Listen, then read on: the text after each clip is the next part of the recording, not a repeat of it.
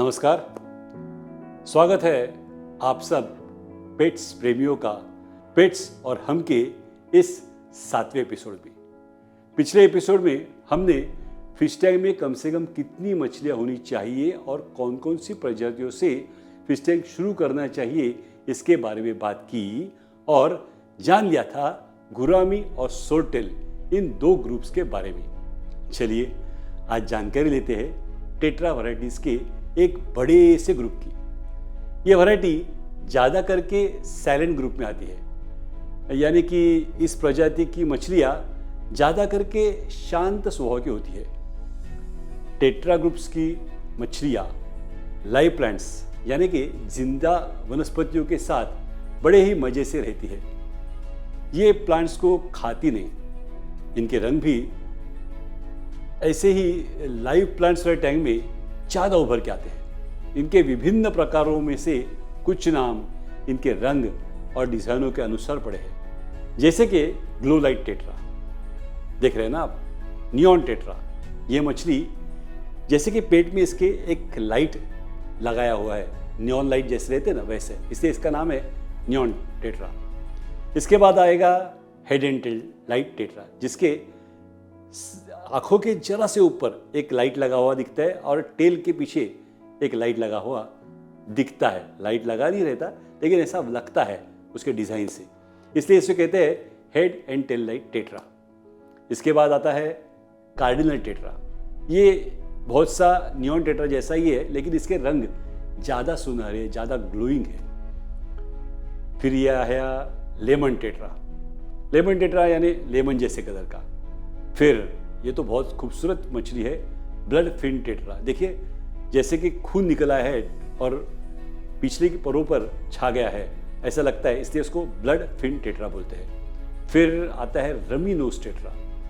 Knows मतलब नाक, इसकी नाक पर लाल रंग छाया हुआ है इसलिए इसे कहते हैं रमी नोज टेट्रा। फिर आता है ब्लू टेट्रा, ये तो ब्लू है। रेनबो टेट्रा, इसके भी अलग अलग बहुत सी वैरायटीज आती है। कुछ अलग नामों से भी ये वैरायटीज जानी जाती है, जैसे कि ब्लू टेट्रा, एम्पर टेट्रा। इसकी पूंछ को देखिए, ताज जैसा इसका पूंछ है इसलिए इसको कहते हैं एम्पर टेट्रा।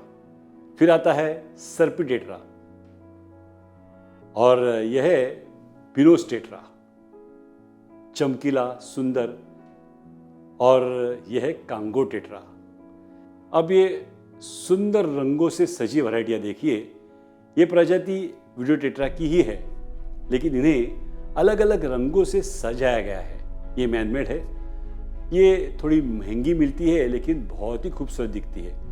इन्हें पेट शॉप्स में इंपोर्टेड टेट्रा भी कहते हैं। टेट्रा मछलियाँ ज़्यादा बड़ी नहीं होती, ये ग्रुप्स में रहना ज़्यादा पसंद करती है। ये मछली सर्वाहारी है, गोलियां, फ्लेक्स फूड या जिंदा फूड सब कुछ खाती है। पेटू नहीं है लेकिन खाना खाते वक्त खाने पे झपट पड़ती है। इन स्मार्ट मछलियों का झुंड जब टैंक में यहाँ से वहाँ घूमता है तो वो दृश्य निश्चित ही बहुत ही आकर्षक होता है। ऐसे ही एक और सुंदर प्रजाति के ग्रुप की तरफ हम अब जा रहे हैं और वो ग्रुप है बार्ब ग्रुप। ये ग्रुप भी बड़ा है, इनकी भी प्रजातियों के विभिन्न नाम उनके शरीर के आकार, रंग और डिजाइन के कारण उन्हें मिले हैं। इनमें कुछ हेड स्टैंडर है। हेड स्टैंडर यानी कि पानी में तैरते हुए जब ये मछलियाँ एक जगह पर रुक जाती है तो अनायास ही उनका शरीर सर के बाजू से जमीन की तरफ मुड़ जाता है और ऐसे झुकने में ऐसा लगता है कि मानो ये मछलियाँ सर के बल खड़ी है, इसलिए इन्हें हेड सेंटर बोलते हैं। इनमें से कुछ वैरायटियाँ ये है tiger barb, black Ruby barb, green barb, रोजी बार्ब। रोजी यानी गुलाब के फूल जैसा कलर इसके नर का हो जाता है जब ब्रीडिंग सीजन में आता है, तब उसे रोजी बार्ब कहते हैं। ये सब और इनके जैसी और भी कई प्रजातियां हेड सेंटर है।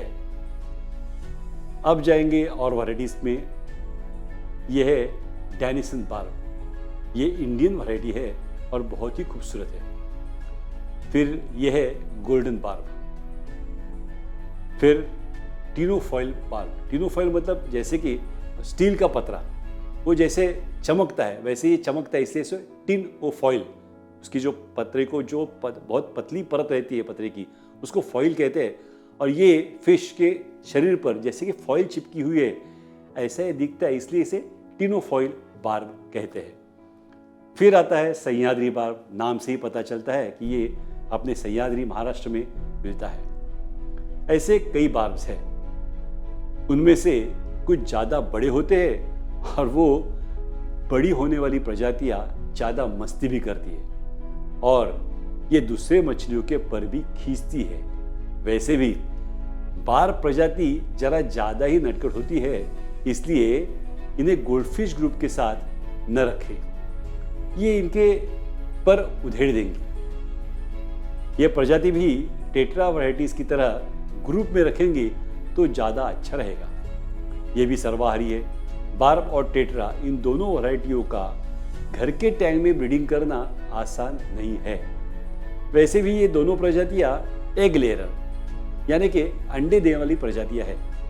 तो ये थी आज प्रस्तुत की गई दो प्रजातियाँ, टेट्रा और बार्ब। अब चलेंगे मछली घर के बारे में कुछ और जानकारियों की तरफ। मछली घर में ग्रेवल यानी कि नीचे की कांच पर जमीन तैयार करना आवश्यक होता है। ये जमीन मिट्टी, छोटे छोटे पत्थर और कुछ बड़े पत्थरों से बनानी पड़ती है। मिट्टी के अनेक प्रकार पेट शॉप्स में उपलब्ध होते हैं। बारीक, मीडियम और जाड़ी बालू यानी मिट्टी बिछाना, फिर उस पर कुछ छोटे कुछ बड़े पत्थर सजाना जरूरी है। एक अंडरग्राउंड फिल्टर भी आता है, वो अगर रखना है तो सबसे पहले उसे रखें और फिर उस फिल्टर के ऊपर मिट्टी पत्थर सजाए। अब ये फिल्टर क्या है और कैसे काम करता है, इसके बारे में हमें फिल्टर के बारे में जो भी एपिसोड बनेगा उस एपिसोड में फिल्टर्स के बारे में आपको जानकारी देंगे, उसमें इसके बारे में भी हम अधिक जानकारी देंगे। आप तो हमारे साथ है ही, तो एक एक करके हर एक पहलू पर हम एपिसोड बाय एपिसोड चर्चा करेंगे। तो आज हम चर्चा कर रहे हैं ग्रेवल्स के विभिन्न प्रकार और उनका फिश के लिए और सजावट के लिए किस तरह फायदा होता है। तो चलिए पहले चलते हैं बारीक ग्रेवल की तरफ। इसमें आती है शुगर ग्रेवल। देखिए कैसे चीनी की तरह दिखता है ये ग्रेवल। यह अनेक रंगों में प्राप्त होता है। बारीक ग्रेवल में यह है नर्मदा सैंड। ये सिर्फ नाम है, असल में ये ग्रेवल नर्मदा से प्राप्त नहीं होता। ग्रेवल में विभिन्न प्रकार के छोटे बड़े चिप्स का और पत्थरों का भी उपयोग होता है। इसमें से यह है रेड चिप, फिर white chip, chocolate chip, zebra chip, गाजर चिप, कैमल चिप्स। इस तरह विभिन्न रंगों में ये चिप्स उपलब्ध होते हैं। अब देखिए गोटे यानी कि पॉलिश किए हुए छोटे पत्थर जिन्हें गोल गोल किया जाता है, गोटे। इसमें भी लाल गोटे, सफेद गोटे, ग्रीन गोटे, येलो गोटे आदि आते हैं। इसके बाद आते हैं बड़े गोटे। इसमें भी अनेक रंग होते हैं, यानी कि फिश टैंक की जमीन को बनाने के लिए आपके पास बहुत ही ज़्यादा विकल्प उपलब्ध है। अगर हमें लाइव प्लांट्स रखने हैं तो इन विविध प्रकारों के ग्रेवल्स का उपयोग हमें करना नहीं है। लाइव प्लांट्स के लिए अलग किस्म की सैंड हमें लगेगी, लेकिन वो बातें हम तब करेंगे जब हम लाइव प्लांट्स का एपिसोड बनाएंगे। एक प्रश्न अब बाकी रहा, क्या टैंक के नीचे ग्रेवल रखना जरूरी है? क्या बिना ग्रेवल के हम मछली घर नहीं बना सकते? तो लीजिए उस पर भी कुछ टिप्पणियां। मछली घर ये मछलियों का अपना घर है। मूलतः जहां मछलियां रहती है, यानी कि तालाब, नदी, कुआं आदि में, उस जगह भी नीचे कुछ तो होता है। वो जगह कैसी होती है? क्या नदी, तालाब या कुएं के नीचे ग्रेवल्स नहीं होती? होती है ना। तो हमें भी वो रखनी ही है ताकि मछलियों को ये टैंक अपना घर लगे। दूसरी महत्वपूर्ण बात, अगर टैंक के नीचे ग्रेवल नहीं डाला तो आपके टैंक में रखी हुई मछलियां जो कुछ भी गंदगी आपके घर यानी कि इस मछली घर में छोड़ेगी, वो सब गंदगी पानी में ही घूमती रहेगी और फिर वही गंदगी मछलियों के मुंह में चली जाएगी। क्या ऐसा होना सही है? इससे मछलियां बीमार पड़ने की संभावना निश्चित ही बढ़ेगी। अगर नीचे ग्रेवल है तो ये गंदगी गोटों के बीच, चिप्स के बीच जाके बैठ जाएगी।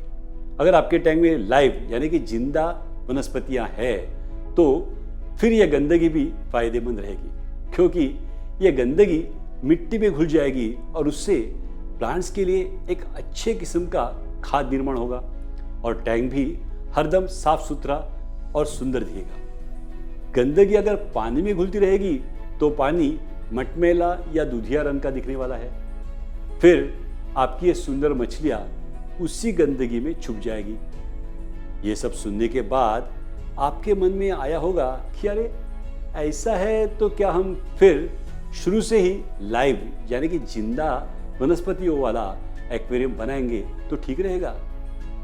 कृपया करके आप ऐसा न करें, क्योंकि आप मछलियों से रिश्ता जोड़ना अगर शुरू कर रहे हैं तो आप पहले उनके संबंध में ज़्यादा से ज़्यादा जानकारी हासिल कीजिए, उनकी ज़रूरतों को समझ लीजिए, उनकी आदतों से परिचित हो लीजिए और उसके बाद आप लाइव प्लांट्स के बारे में जानकारी लेकर फिर अपना यही टैंक लाइव प्लांट्स में कन्वर्ट कर सकते हो। दोनों लाइव एक साथ रखना मुश्किलें खड़ी करेगा, इसलिए हम भी अभी अपने पेट्स और हम के इन शुरुआती एपिसोड्स में लाइव प्लांट्स के बारे में कोई भी बातें नहीं कर रहे। ग्रेवल्स तो सेट हो गई, अब उसके ऊपर हमें बड़े बड़े सुंदर एवं रंगीत पत्थरों को रखना है और उन पत्थरों के आजू बाजू, आगे पीछे छोटे बड़े प्लास्टिक प्लांट्स सजाने हैं ताकि आपके घर में दाखिल हुए इन सुंदर मेहमानों को ये फिश टैंक अपना घर लगे। पेट शॉप्स में अनेक प्रकार के आकार एवं रंगों में प्लास्टिक प्लांट्स मिलते हैं, जैसे कि देखिए। चलिए अब आज का अपना ये एपिसोड पूर्ण करने का समय हो चुका है, तो मिलेंगे पेट्स और हम के अगले एपिसोड में। तब तक आप बार बार अपने इस पेट्स और हम चैनल के पुराने एपिसोड्स को भी देखते रहिए और हर एक बात को अच्छे से समझने का प्रयत्न करते रहिए और हमसे और मछलियों से परिचय बढ़ाते रहिए। बाय।